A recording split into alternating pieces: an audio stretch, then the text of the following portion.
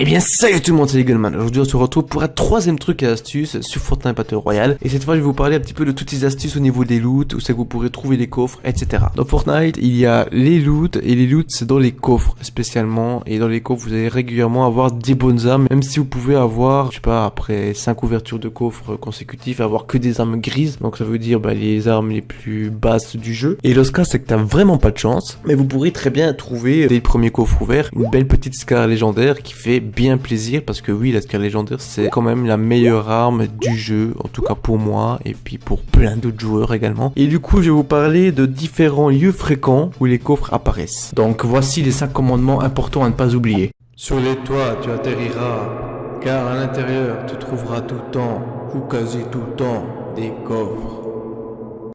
Pour la même raison tu descendras tout le temps dans les sous-sols. Aventure-toi vers les arbres spéciaux et t'auras ta surprise.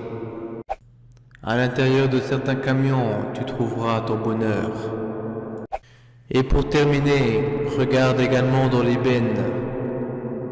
Et comme vous le savez depuis probablement très longtemps, depuis même la sortie du jeu, les coffres ils émettent un bruit spécial lorsque vous êtes à proximité.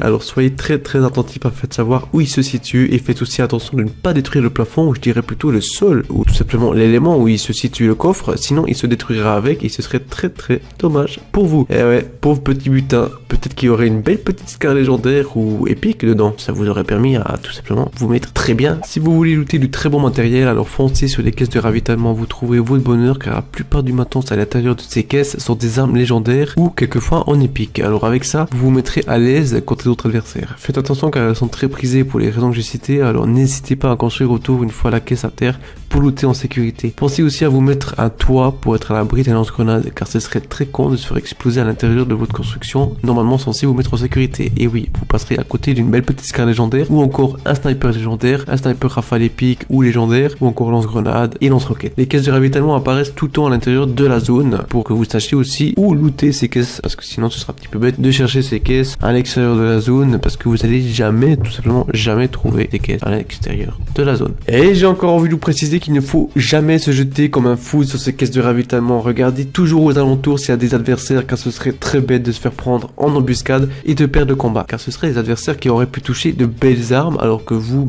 vous êtes mort tout simplement. Et oui, et ils auront beaucoup plus de chances de faire de top 1, même si c'est pas garanti. Alors ne leur laissez pas cette chance. Jamais. Je déconseille également de récupérer ces caisses de ravitaillement une fois la zone trop petite, car vous aurez plus de chances de vous faire tuer par de nombreux adversaires. Et là vous allez me dire, mais pourquoi pas prendre ces caisses avec ces loots de malades? Parce que tout simplement ils verront eux aussi les caisses de ravitaillement depuis leur forteresse, et donc les personnes allant les looter, vous serez alors une belle petite cible trop facile pour eux. Donc ne leur faites surtout pas ce plaisir de faire un top 1.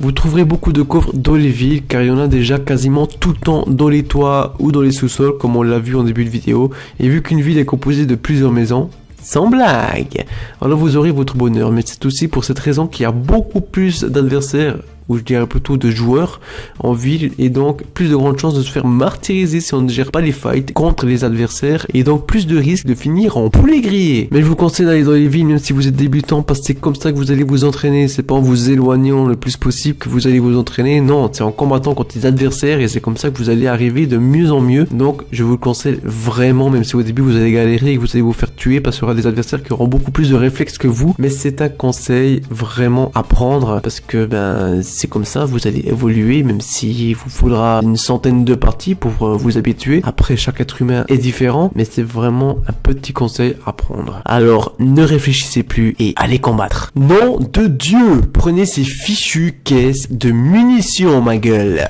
Il y en a partout, et pour rappel, une arme pleine de munitions vous permettra de vous défendre, vous attaquer en toute tranquillité, donc vous serez vraiment tranquille. Tandis que si vous avez seulement une vingtaine de balles dans votre poche, vous allez galérer, car à la fois où vous serez contre d'autres adversaires, vous serez très vite à sec, et pas besoin d'avoir fait des études pour savoir qui gagnera. Et à ce moment-là, fuyez, pauvre fou.